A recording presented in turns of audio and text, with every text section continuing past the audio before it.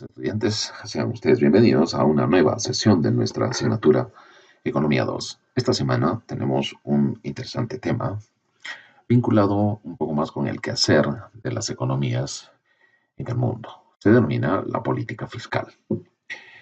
En este sentido, el propósito de esta clase es que ustedes sean capaces de comparar la influencia de los tipos de política fiscal respecto al equilibrio macroeconómico. Es decir, eh, como hemos venido aprendiendo estas semanas, es lógico suponer que las economías, en cuanto a la actividad económica, esta jamás se mantiene de manera lineal, por no decir permanente.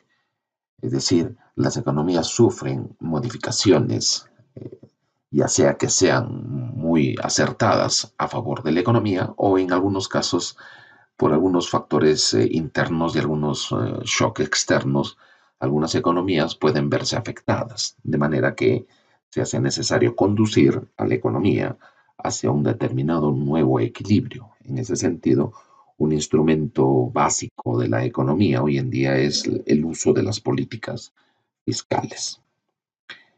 ¿Qué se nos pide en ese sentido? En principio, reconocer que la política fiscal no es más que una rama de la política económica, puesto que la política económica implica la toma de decisiones orientadas a logro de determinados objetivos. En ese sentido, la política fiscal hace uso de los presupuestos del Estado y sus componentes, es decir, el gasto público, los impuestos como variables de control para asegurar y mantener la estabilidad económica, amortiguando la implicancia de algunos shocks que hay en cualquier economía, de manera que se orientan como función básica de la política fiscal a mantener una economía en crecimiento, tratando de mantener algunos objetivos básicos de la macroeconomía, como pueden ser perfectamente el pleno empleo y mantener una inflación relativamente mucho más baja.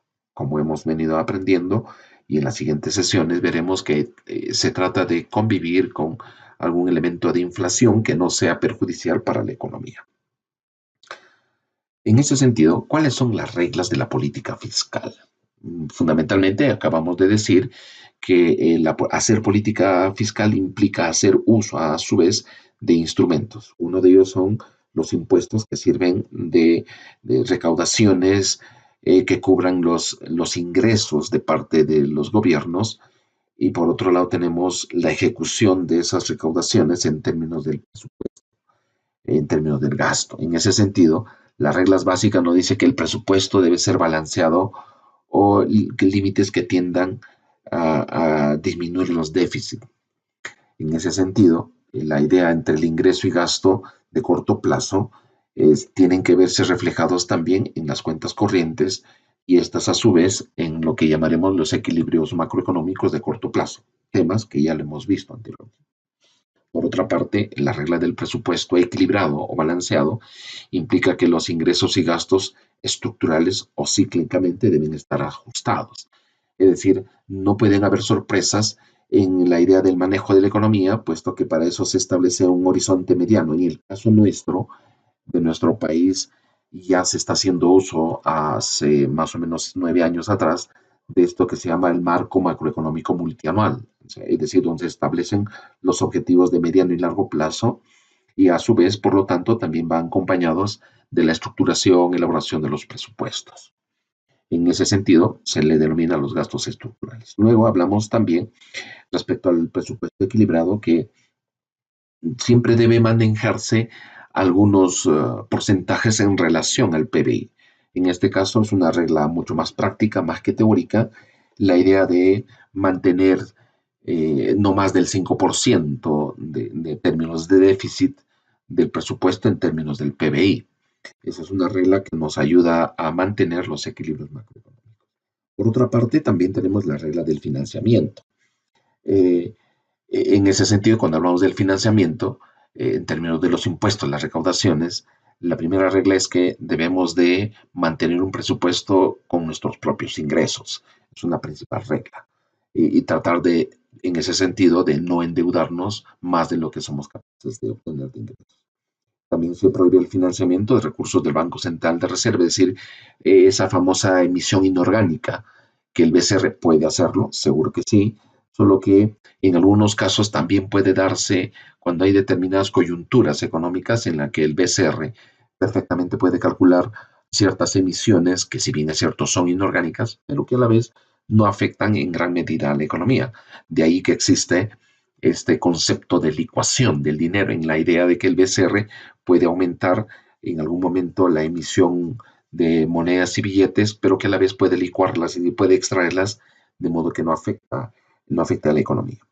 Hablamos también luego de las reglas de endeudamiento o de las reservas que debe mantener un país, es decir, existen límites al shock de pasivos del gobierno que proporciona en proporción al PBI, es decir, nuevamente, cuando uno hace un balance en términos contables, es lógico suponer que no puedes endeudarte más de cierto límite de tu propia capacidad. En este sentido, hablamos de la capacidad del gobierno para endeudarse. Eso se le denomina el endeudamiento público.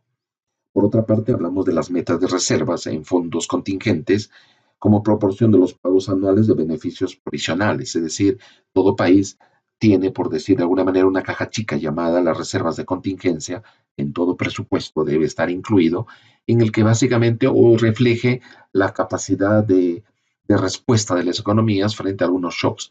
Esos, en términos de ahorros, sirven precisamente para hacerle frente a algunas contingencias. Ejemplo, se produce un movimiento sísmico de regular intensidad, ocasionando pérdidas, daños, pues el gobierno tiene que hacerle frente a ese evento.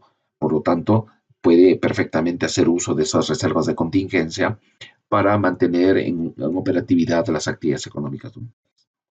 Obviamente que esto es tomado de Topik y Simaskinsky, que son algunos economistas del Fondo Monetario Internacional. ¿Qué hace el gobierno? El gobierno básicamente recauda los ingresos, como principalmente en términos de impuestos. También existe la idea de la producción de bienes y servicios, principalmente no previstos en el mercado. También eso le corresponde al Estado en algunos casos extremos, cuando se trata, por ejemplo, de algunos bienes estratégicos, como el caso del petróleo. Hablamos también de la redistribución de ingresos mediante transferencias. Eso es lo que también hace el gobierno, transfiere, por ejemplo, tanto a las empresas como a familias. A las familias les puede transferir algunos, llamémosle, subsidios directos, como puede ser el tema, ejemplo, en nuestro país, beca 18, eso es una transferencia, por lo tanto, eso está relacionado con la redistribución de los ingresos. En el caso de las empresas, también puede haber un tema de carácter tributario, algunas excepciones que puede otorgarles algunas de ellas con tal de lograr algunos incrementos en las inversiones. En ese sentido, todas esta redistribución de los ingresos dependen del financiamiento y que pueden depender también de algunos sectores económicos. Por lo tanto, nos hacemos un cuestionamiento. ¿Cuáles son estas repercusiones macroeconómicas de las actividades del gobierno? Lo que intentamos que ustedes se pongan a pensar es que definitivamente el accionar, la participación del gobierno en el quehacer económico de un país es fundamental para cualquier economía. Hoy, con mayor razón, puesto que en última instancia es el gobierno que puede intervenir, propiciar algunas actividades o fomentarlas en términos propiamente ya privados. En ese sentido, cuando hablamos de las cuentas del gobierno, que como cualquier ente económico tiene que mantener también ciertos equilibrios. Entonces aquí tenemos, llamémosle, las cuentas del Estado. Por un lado tenemos de estados financieros, obviamente, las cuentas de saldo y las cuentas de flujos. Y obviamente tendremos un resultado final que es el balance de cierre. Tenemos inicialmente un balance de apertura. Los flujos tienen que ver con los estados de operaciones del gobierno, más los estados de otros flujos económicos que se producen durante un año. Y por lo tanto, al final tenemos un saldo de inicio y un saldo final. El accionar del gobierno dentro de las actividades económicas para que se resulte de esta manera, necesariamente tiene que hacerlo a través de algunas entidades o instituciones. He ahí que el accionar, si queremos ver, empresarial del Estado es el que llamaremos sector público. Pregunta entonces, ¿quiénes forman parte de ese sector público a través del cual el gobierno intentará como representación del Estado, realizar actividades económicas en un país. Tenemos, de acuerdo a nuestra constitución política del Perú, estamos organizados, dice, como un gobierno unitario, es decir, tenemos un gobierno central, tenemos un gobierno, general, un gobierno central, tenemos gobiernos regionales y tenemos un gobierno local. A nivel del gobierno central es que hablamos de los ministerios, por ejemplo, de Relaciones Exteriores, hablamos de Agrobanco, hablamos de Petroperú, es decir, el accionar propiamente del gobierno central. En el caso de Agrobanco, por ejemplo, hablamos de ciertas corporaciones públicas, tanto financieras como no financieras, que tienen que ver con el aspecto monetario de dinero y en algunos casos algunas instituciones públicas no monetarias. Por ejemplo, Perú. Este es solo un ejemplo de cómo en el caso del Estado peruano realiza sus actividades a través del sector público.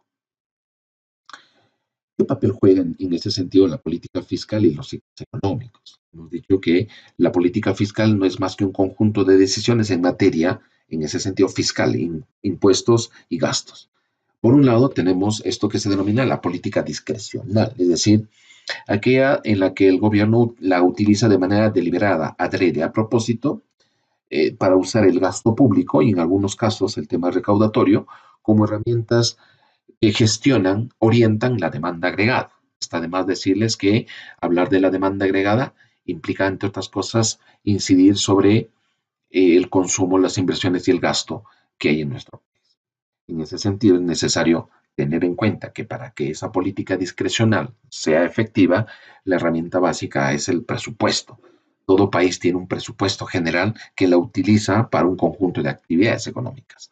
En el caso del Estado, perfectamente puede invertir, de las que hemos estado viendo ya, puede también tener un gasto y en ese sentido también puede tener un consumo.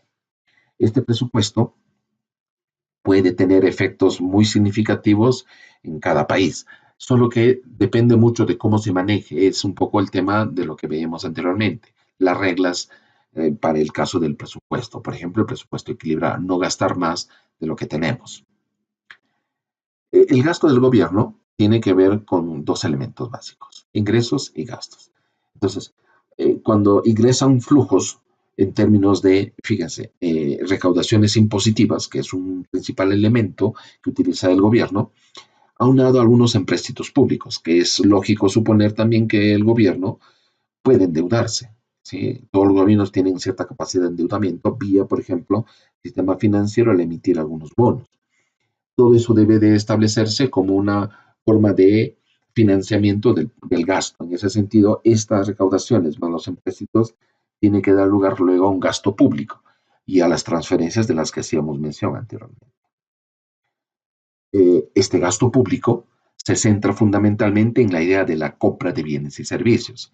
Es decir, la actividad empresarial del Estado tiene que ver con la adquisición, compra de bienes, servicios, desde cosas muy elementales, como por ejemplo el tema de protección de nuestras fronteras, pasando por los gastos corrientes, que normalmente se establece como los salarios, entre otros aspectos fundamentales que necesita el Estado para su accionar de todas las instituciones públicas. También, digamos que tienen que ver con las transferencias. Estos subsidios pueden estar perfectamente vinculados a los programas sociales, que son elementos de transferencia llamadas subsidios.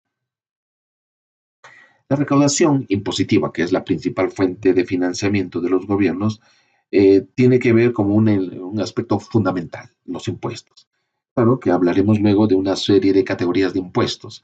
Fundamentalmente aquí hablamos de los impuestos directos en términos de impuestos a la renta y en algunos casos los impuestos indirectos, como en el caso nuestro, de manera excepcional, utilizamos esto que se denomina el impuesto general a las ventas. Puede haber una suerte de tasas diversas. En el caso peruano, en estos impuestos indirectos, tenemos la idea de los, llamémosle, impuestos específicos para algunos bienes. En el caso de los licores, tabacos, hay adicionalmente un impuesto. Hablamos entonces de la existencia de tipos de política. Por una parte existe esto que llamaremos la política expansiva. ¿Por qué la idea de lo expansivo? En la gráfica podemos hacer notar este aspecto. Si por un lado tenemos ciertos problemas, tenemos ciertos problemas con el tema de la producción en nuestro país, que pasamos por ciertos momentos recesivos, como en la gráfica se puede apreciar, tenemos un punto de equilibrio en el cual luego nuestra producción está rezagada, está por detrás de esa producción de equilibrio. Hablamos de un tema recesivo, por lo tanto, se hace necesario que la demanda, vía demanda agregada, logremos incrementos del PBI. Entonces, la única posibilidad para ello es utilizar unas ciertas políticas expansivas que logren que esta producción aumente. En ese sentido, podemos estar hablando de un aumento del gasto público o en algunos casos puede tratarse de una baja de los impuestos. Ambos casos buscan como efecto que se tenga una renta disponible mayor de parte de la población, lo que incentive aún más el consumo en las familias de las empresas, incremente también la inversión y por lo tanto la demanda agregada aumente, dando lugar a un aumento de la producción, a un aumento del empleo y a su vez también un aumento de los precios, como se puede apreciar en la gráfica. Hay momentos en los cuales una economía puede tener la necesidad de parar un poco el crecimiento, porque recuerden que la idea de la producción de largo plazo, el equilibrio de largo plazo, de lo cual ya hemos visto anteriormente, tiene que ver con la idea de aproximarnos al producto potencial.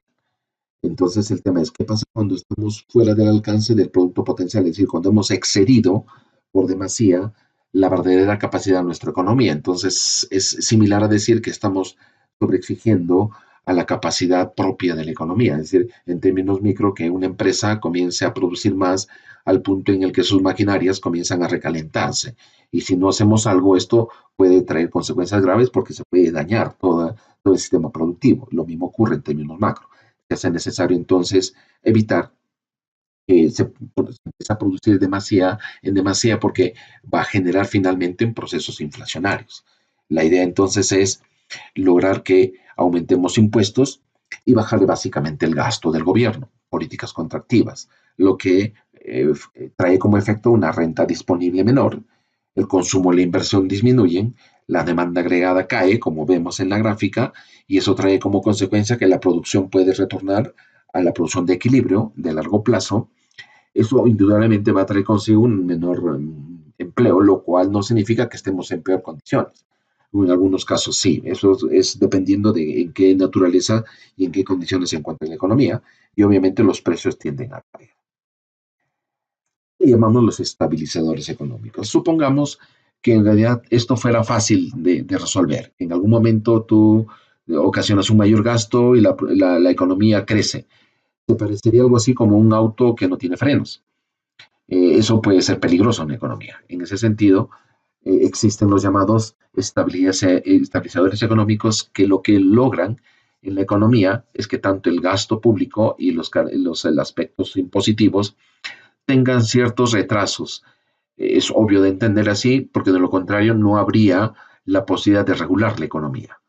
Esa idea de las transferencias, tanto impositivas como gastos, actúan a su vez como elementos retardantes o estabilizadores. Por ejemplo, un número de personas que reciben un subsidio de desempleo es mayor cuando la economía está en una recesión o cuando está en plena expansión.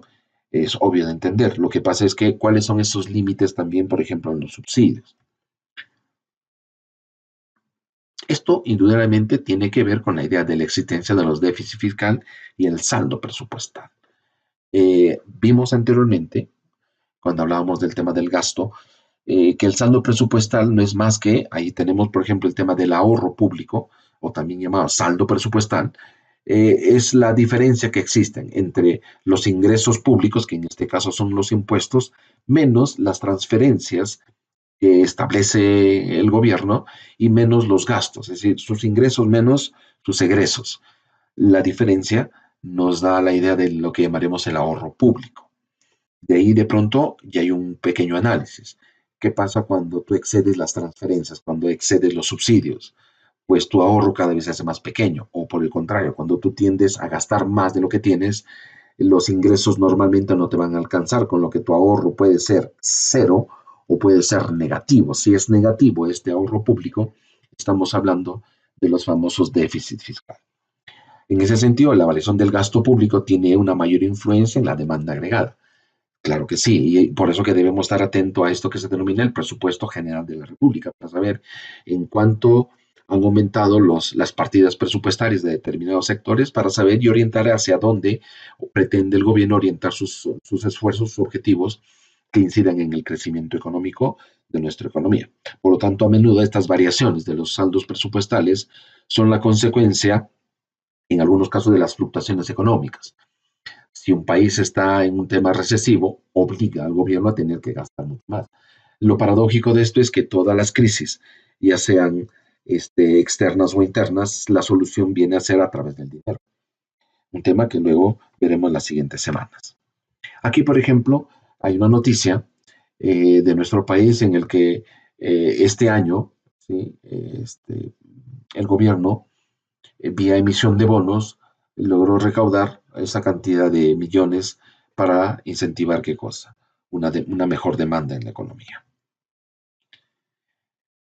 ¿Qué pasa en el largo plazo cuando tú utilizas la política fiscal? Indudablemente, en la mayoría de los casos, cuando no se es responsable en el uso de la política fiscal, estamos muy propensos a gastar más de lo que tenemos cuando no somos responsables y llegamos a esto que se llama una deuda pública. La deuda pública es aquella deuda estatal cuyos propietarios son particulares e instituciones privadas. Y miren, cuando hablamos de deuda pública, estamos hablando tanto del sector privado como del sector público. Ambos, sector privado y público, nos llevan a una mayor deuda. En algunos casos puede ser el gobierno el que se endeude más, o en algunos casos es el sector privado.